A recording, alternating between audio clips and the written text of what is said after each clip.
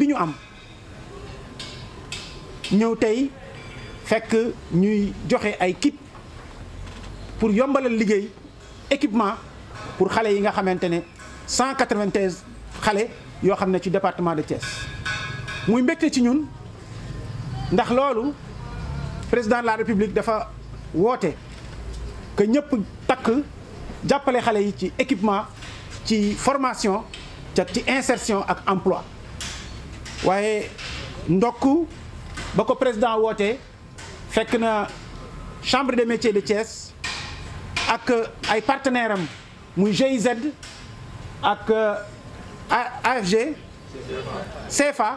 GFA fekk ñooñu jiitu nañ leen ci di sant xale yi ci seen Pastef ak seen taxawaay di leen ñaanal équipement yi ñu leen jox yàlla na leen nekk lu leen jik ngeen continuer ba waxuma ngeen am ndam rek mais ngeen dem ba nekk des employeurs ubbi seen ay entreprise di gagné ci marché public yi di gagné ci marché privé yi employé yeneen i xale xel nangu na ko yal na leen ko yàlla defal. di leen wax ne président de la République taxaw na pour jàppale jeunesse te le 8 mars déclaration bi wax na ne que dina jël 350 milliards jagleel ko xale yi pour formation équipement emploi ak insertion muy loo xamante ne su ma nee gëj na fi waaye mën naa ne sax mësu fee am loolu président de la République mooy ko jagleel ndaw yi te yamu ca dafa ne tamit ci conseil des ministres bu 23 mars ne artisanat considéré ko comme une priorité pour l'économie du Sénégal loolu muy ndam pour artisanat yëpp ak artisan yi kon nag président ci gàttal sas nañu comme sas nañu nag man leer na ma ne man artisan itam jàmbaar lañu ay gor lañu suñ leen sasee dinañ xam ne ay jàmbaar la ko dikkee dinañ gën a takku liggéey ba li nga xamante ne loolu lañ soxla ci emploi ci formation ak ci insertion artisanat dina ko mën a joxal président de la République ndax xel nangu na ko ndax artisan yi yàgg nañ ko def fekk kan dimbalewu leen ci dara xale bu jógee këram tëleen wala xale boo xam ne ci école jaaxal na ko wala ku xarañ ci ay loxoom yëpp dañ leen daan yóbbu ne la yóbbul ci sa nijaay ci atelier ba yóbbul ci sa papa mu jàppale la te loolu indi ay formation indi leen xam-xam te du leen laaj dara ba tey jii ñooñu ñooy artisan yu tey yi te ñoom ñooy ñi nga xam ne ñooy les maîtres artisans de demain kon artisanat jaaraama. di remercier bu baax ki ñu dalal fii tey muy président chambre des métiers monsieur Sey ndax taxawaayam bii mu def ba wut ay partenaires ba ñoom ñu indi fi lii lu dal xel la ñu ngi ñaan yàlla na ko yàlla may kàttan ba mu continuer ko waaye tamit yeneen président chambre yi tamit ñu bàyyi xel ci partenariat yu mel nii ba ñoom ñëpp tamit yàlla jàppale leen ba lii nga xamante ne mooy le président li mu bëgg ci artisanat ak li mu bëgg ci insertion ak emploi des jeunes mu jaar ci artisanat jaar ci emploi ak chambre des métiers yi ak ministère de l'artisanat bi. une prime d'accompagnement de 150 000 francs may naa leen ko après 27 000 euros. À l'entame de mon propos, je tiens à exprimer toute ma joie et mon honneur qui me soit aujourd'hui pour présider à cette distribution de kits pour 193 jeunes entrepreneurs de la région de Thiès. Cette activité qui porte l'empreinte de la Chambre des métiers et de son partenaire stratégique, la GIZ, réussir au Sénégal, revêt pour moi un double caractère. D'abord, il montre l'excellence des relations entre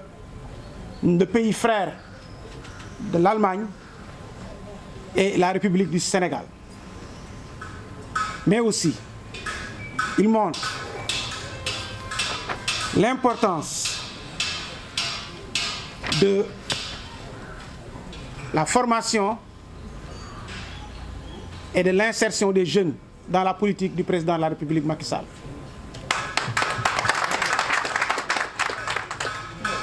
En effet,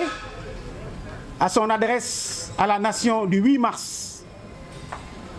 déclare, je cite, « J'engagerai dans les meilleurs délais une réorientation des allocations budgétaires pour améliorer de façon substantielle et urgente les réponses aux besoins des jeunes en termes de formation, d'emploi, de financement, de projets et de soutien à l'entrepreneuriat et au secteur informel. » Pour la première fois, le président de la République mettra à disposition 350 milliards pour la formation, l'emploi et l'insertion des jeunes. Cela montre l'importance qu'il donne à ce secteur et l'importance qu'il donne à la jeunesse. En effet,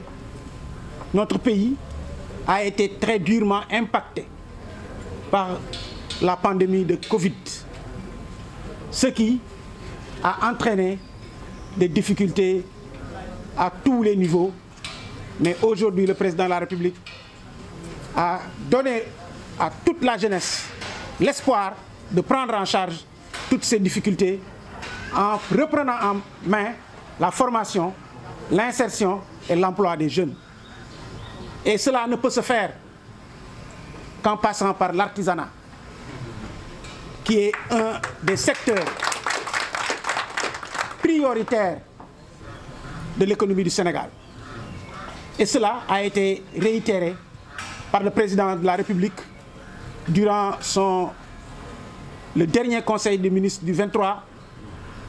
où il a encore réitéré devant tous l'importance et la priorité du secteur de l'artisanat dans l'économie du Sénégal. Nous remercions également nos amis de la GIZ et de la GFA. Wir sind willkommen. Deutschland ist ein Lieblingspartner von Senegal. Wir sind früh für Zusammenarbeit. Pour vous dire. Donc la Chambre des métiers et le projet Réussir au Sénégal a anticipé le projet du président de la République pour l'insertion des jeunes en mettant à disposition 193 kits. Mais mon plaisir est encore plus grand, mais aussi mon émotion. Parce que dans ces 193 entrepreneurs, il y a 24 sourds-muets, handicapés. J'ai été très ému du discours de leur représentante, mais cela montre également, et cela va en droite ligne avec la politique du président de la République, qui est une politique d'insertion, d'équité. Et c'est cette insertion et cette équité qui a permis aujourd'hui d'avoir auprès du président de la République, de ministres conseillers, des conseillers techniques et beaucoup encore de responsables handicapés qui sont aux côtés du président de la République, qui montrent donc l'importance qu'il donne à ce secteur, qui n'est pas un secteur à part, mais un secteur à part entière de l'économie du Sénégal. Et donc, en facilitant l'insertion des jeunes avec cette formation et ces kits, la Chambre des métiers, ici présente, mais aussi ses partenaires, ont déjà montré la voie à prendre.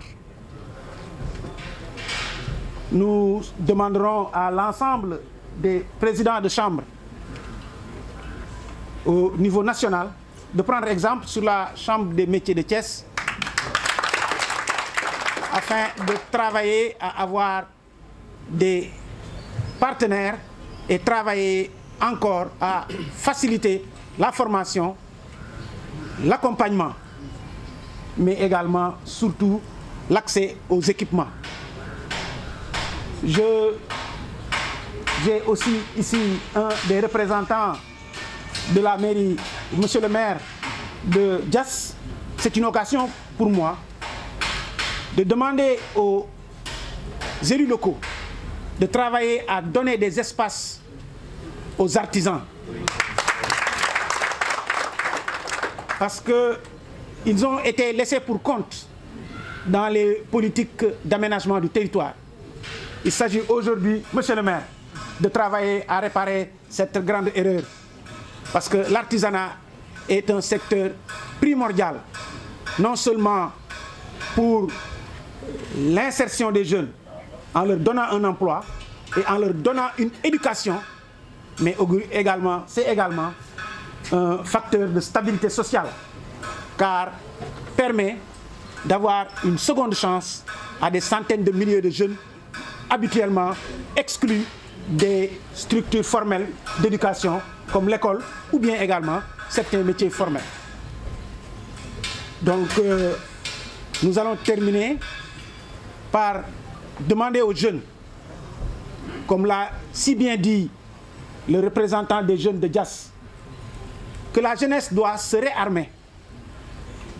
La jeunesse doit savoir que l'espoir et le travail, comme l'a si bien appelé le programme Réussir au Sénégal, c'est ici qu'on devra réussir. L'espoir n'est pas ailleurs, l'espoir est chez nous. Et le président de la République, à vos côtés, travaillera à mettre cela en forme, Inch'Allah, très bientôt, avec l'allocution du 4 avril, mais également le 10, le président fera des déclarations fortes pour réarmer la jeunesse, pour leur donner espoir, mais cela demandera également pour la jeunesse que cette jeunesse soit à côté du président de la République, l'accompagne afin qu'on puisse demain aller vers l'émergence qui est l'espoir de tous les Sénégalais. Je vous remercie.